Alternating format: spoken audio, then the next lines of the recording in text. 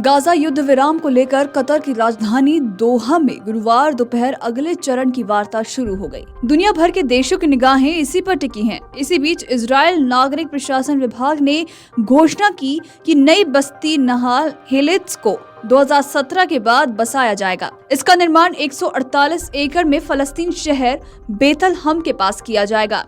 निर्माण कार्य में लग सकते हैं कई साल। देश की शासकीय संस्था इजरायल नागरिक प्रशासन ने कहा कि निर्माण को लेकर प्रस्ताव तैयार कर लिया गया है। हालांकि निर्माण कार्य में कई साल लग सकते हैं और इसका निर्माण 148 एकड़ में फलस्तीन शहर बेथलहम के पास किया जाएगा।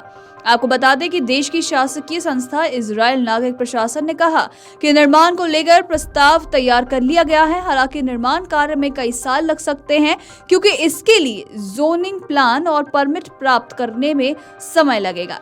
तो वहीं संगठन पीस नाउ ने बस्तियों के निर्माण का विरोध किया है। संगठन की ओर से कहा गया है कि नाहल हेलेत्स फलस्तीन क्षेत्र में बसने वाला एन्क्लेव होगा जो सुरक्षा खतरा पैदा करेगा।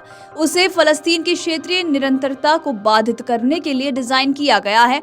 उन्होंने कहा कि ये बस्ती फलस्तीन गांव बत्तीर की भूमिका पर बनेगी जो प्राचीन कृषि भूमि के तौर पर यूनेस्को की विश्व धरोहर सूची में शामिल है।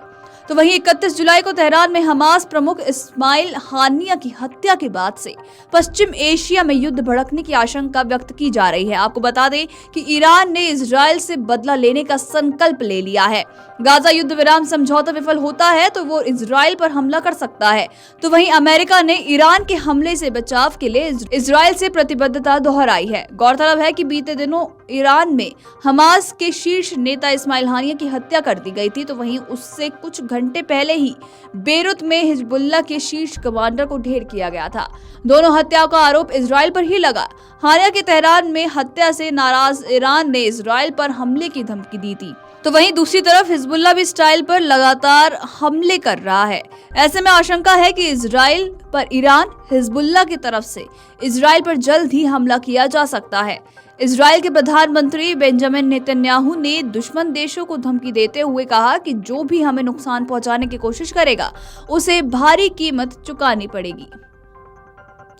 वीडियो डेस्क अमरुजाला.com। अगर आप ये वीडियो YouTube पर देख रहे हैं तो हमारे चैनल को सब्सक्राइब करें और बेल आइकन को दबाना ना भूलें। अगर आप Facebook पर ये वीडियो देख रहे हैं तो हमारे पेज को लाइक करें।